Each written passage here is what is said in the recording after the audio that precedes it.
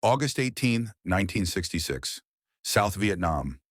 A wall of rain pours down through the rubber trees. The air is thick, the ground slick with mud, and somewhere in the shadows, thousands of enemy soldiers wait. Just hours earlier, it had been calm. Australian troops from D Company, 6th Battalion, Royal Australian Regiment were patrolling the Long Tan plantation. The faint sound of rock and roll drifted through the jungle from a concert back at base. Some of the men joked that they were missing Little Patty and Call Joy.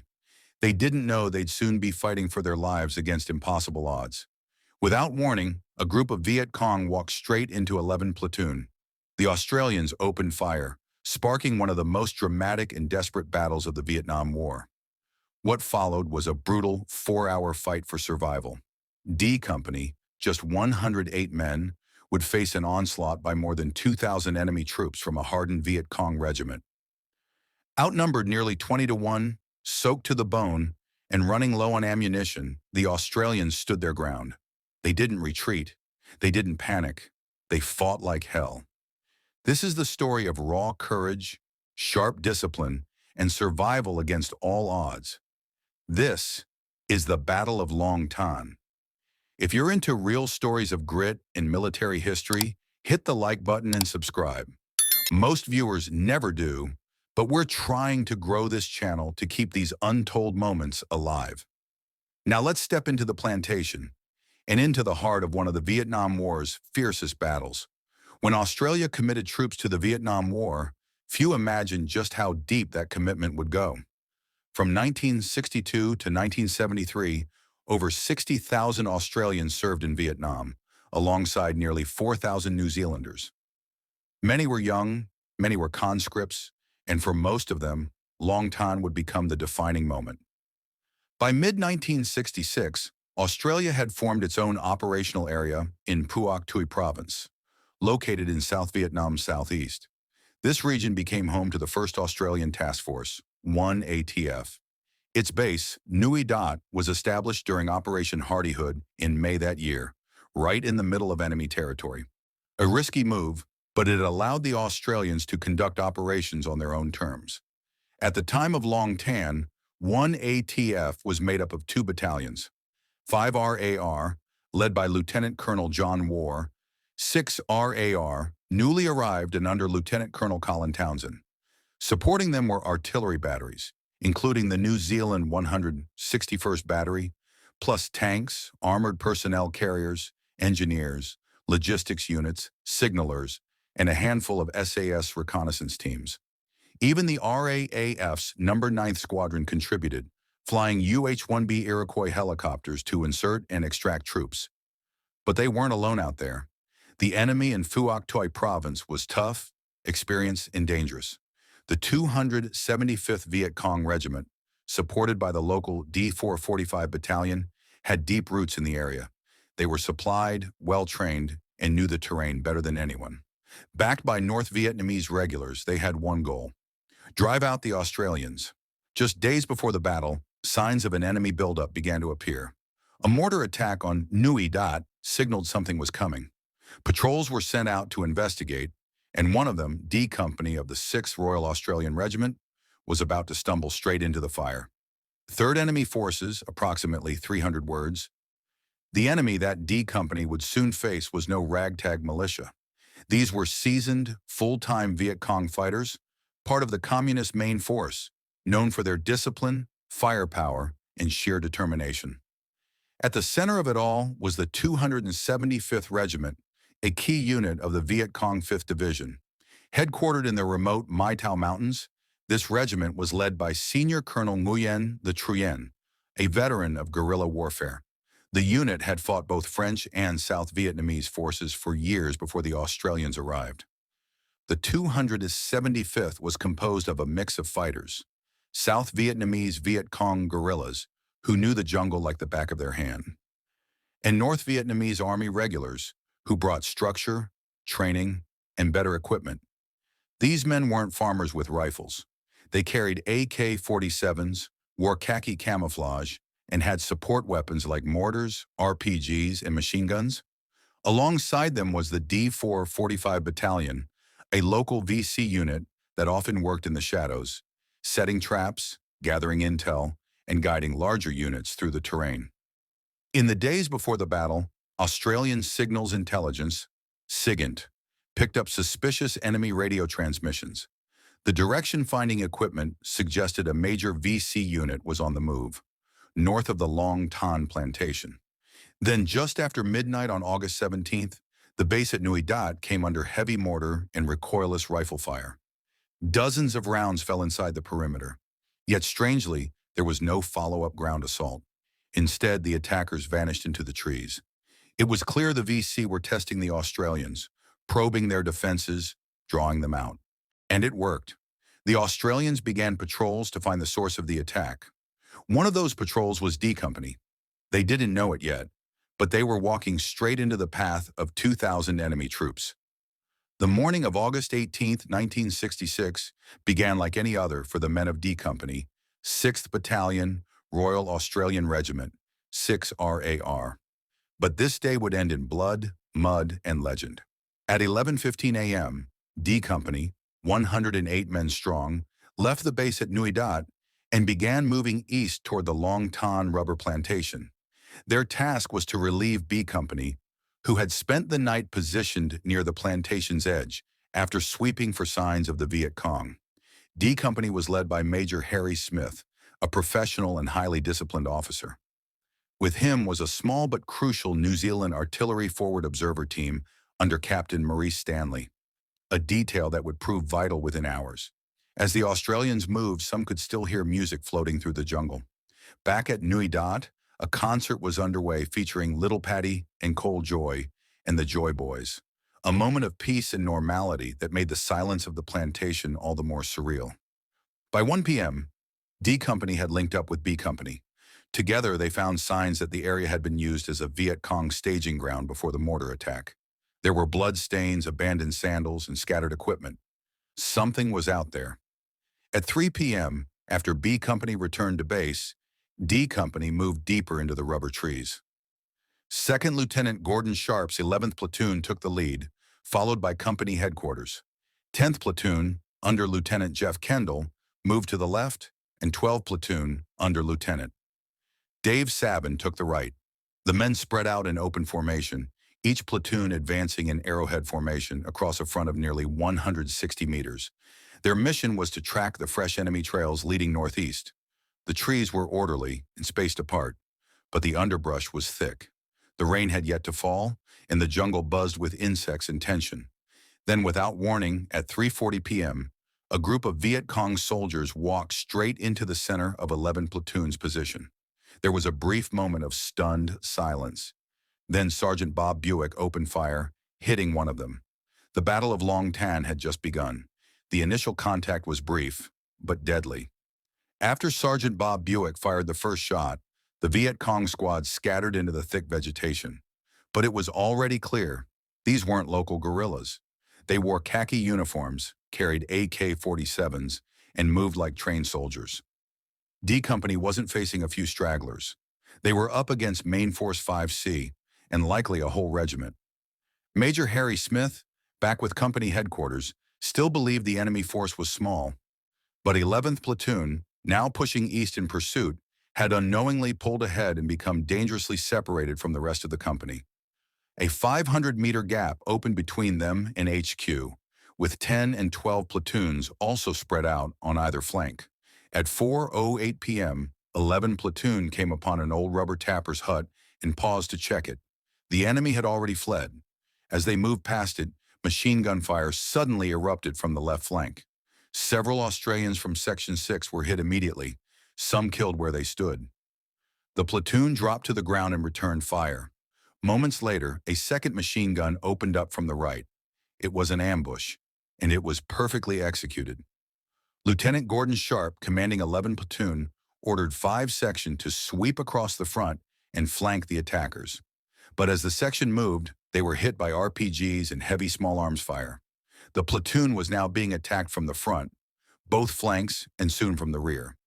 Just then, as if the jungle hadn't already turned into hell, the skies opened up. A sudden monsoon storm poured rain across the battlefield.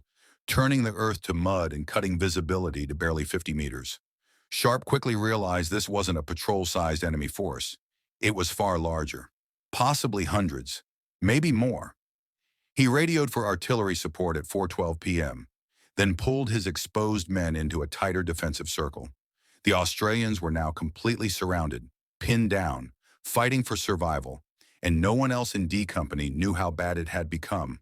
As 11th Platoon fought for its life, one man back at Company HQ was making all the difference. Captain Maurice Stanley, the New Zealand artillery forward observer. From his position, Stanley couldn't see the battlefield directly, but he could hear the urgency in the voices over the radio. Working with the 1st Field Regiment artillery batteries at Nui Dat, he began to coordinate precision fire missions.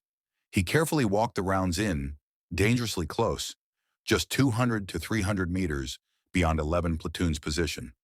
Shells screamed overhead and exploded into the jungle behind the Australians, shredding VC fighters as they formed up to attack. But the Viet Cong kept coming, from the front, from the sides. The pressure was building fast. At 4:19 p.m., Stanley called in a full regimental fire mission, all 24 guns at Nui Dat. The artillery hit hard, but the enemy attacks didn't stop. Bugles sounded and the VC surged forward in waves. The Australians responded with everything they had: rifles, machine guns, grenades, and Stanley's relentless artillery. Then disaster struck. Lieutenant Gordon Sharp, trying to get a better view to adjust fire, stood up and was immediately shot dead. Command of the 11th Platoon fell to Sergeant Bob Buick, who quickly organized the defense and sent a desperate message. They were almost out of ammunition. Seconds later, his radio was hit.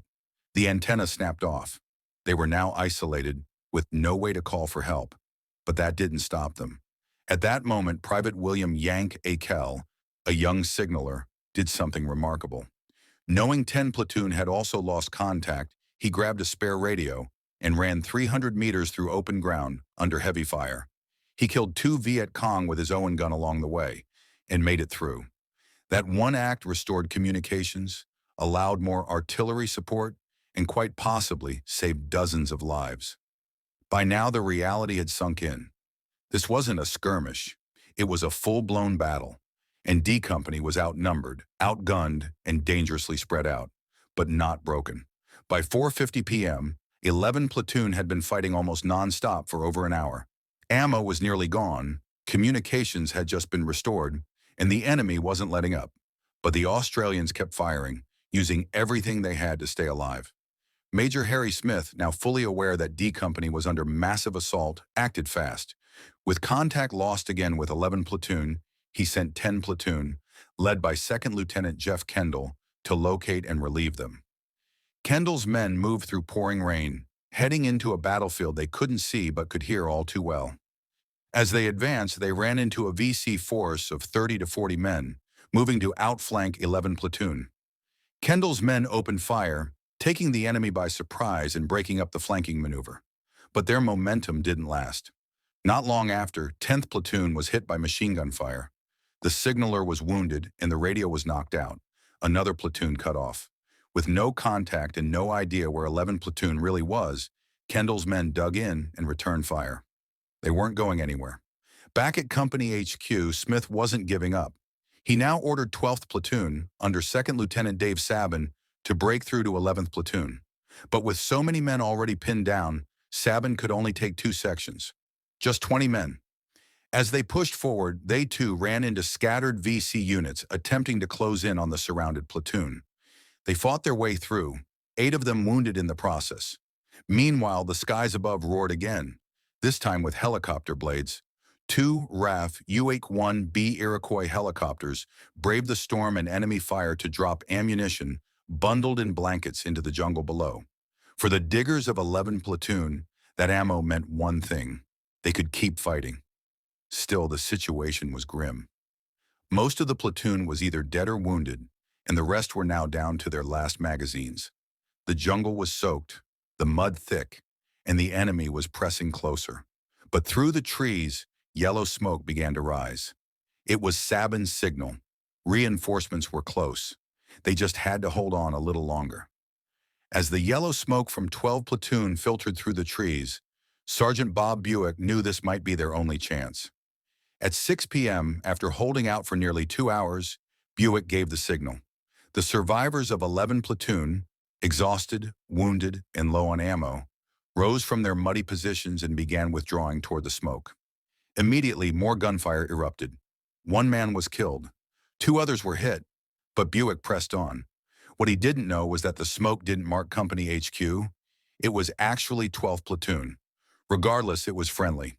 The remnants of the 11th Platoon, now barely a section strong, linked up with Sabin's men and fought their way back to the rest of D Company. The moment they rejoined, Smith had them fall into all-round defense. The rain kept pouring. The ground was soaked, but the line held. Then, as the light began to fade, the Viet Cong launched another wave. Blasts of bugles echoed through the trees, followed by coordinated assaults from multiple directions. These weren't probing attacks. They were all-out attempts to overrun D Company. But the Australians were ready. They poured rifle, machine gun, and grenade fire into the enemy lines. Trees splintered, mud flew. Men shouted orders over the roar of thunder and gunfire. Captain Stanley, still at his artillery post, continued directing fire within 100 meters of the Australian positions. The shells exploded with terrifying force, breaking up enemy formations and stopping assaults cold. By now, the Viet Cong had committed nearly 2,000 fighters to the battle. Yet D Company, reduced, scattered, and soaked, still hadn't broken. Behind the enemy, something else was moving. At Nui Dat, a relief force was on the way, and they were closing in fast. While D Company was locked in brutal combat, the commanders back at Nui Dat had finally grasped the scale of the battle. A full relief operation was ordered. First up was B Company, which had just returned from patrol earlier that day. They were quickly turned around and sent back toward Long Tan on foot. But time was running out, and walking wouldn't be fast enough. That's when Lieutenant Adrian Roberts and 3 Troop, 1st Armored Personnel Carrier Squadron, entered the picture. He loaded up 10 M113 APCs with over 100 soldiers from A Company, 6 RAR, and gunned the engines. They drove hard through the rain and jungle, even fording the swollen Sui Da Bang Creek, which had become a dangerous obstacle due to the storm. The convoy moved fast, straight toward the sounds of gunfire echoing from the plantation. As they approached the western edge of the battlefield, they came across a large VC force from D445 Battalion, likely preparing for one final assault on D Company. The APCs opened fire with 50 caliber machine guns, tearing through the enemy ranks.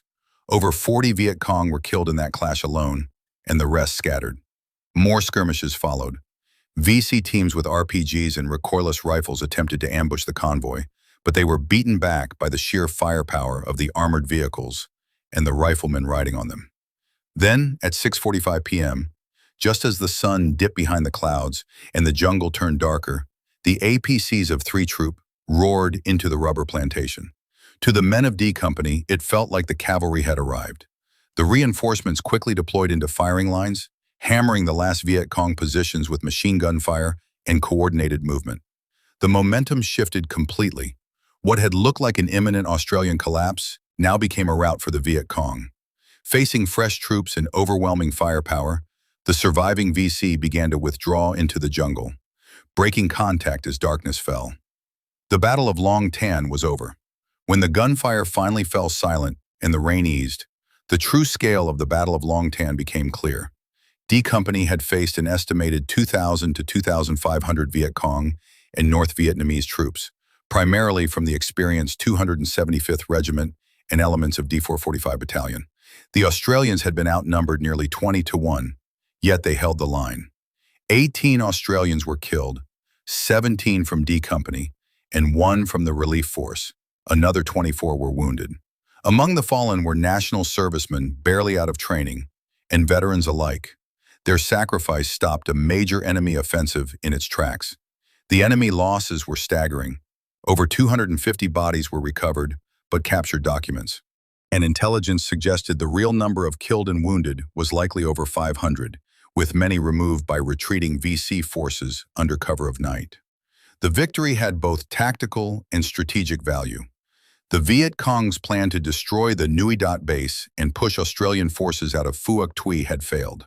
From that point on, the Australians would operate with more confidence and more caution. For their bravery, D Company 6 RAR was awarded the U.S. Presidential Unit Citation, one of the highest honors an Allied force can receive. Captain Harry Smith received the Military Cross, and Private Yank Akel, who ran through enemy fire to restore communications, was mentioned in dispatches. In total, 17 Australians and New Zealanders were decorated for their actions. The Battle of Long Tan became a symbol of Aussie and Kiwi determination, a small unit, isolated and under fire, refusing to break. And while the Australians remember it as a proud moment, there is also respect for the bravery and relentlessness of the Viet Cong, who fought with equal conviction. Closing call to action and thanks. If you found this story powerful or learned something new, please hit the like button and subscribe. Over 90% of people watching aren't subscribed, and we're working hard to grow this channel and bring you more untold stories from history, especially the ones that deserve to be remembered. Let us know in the comments if you'd like to see more battles from the Vietnam War, or stories from Australia's role in other conflicts. Thanks for watching, and above all, honor to those who fought and those who never came home. We'll see you in the next one.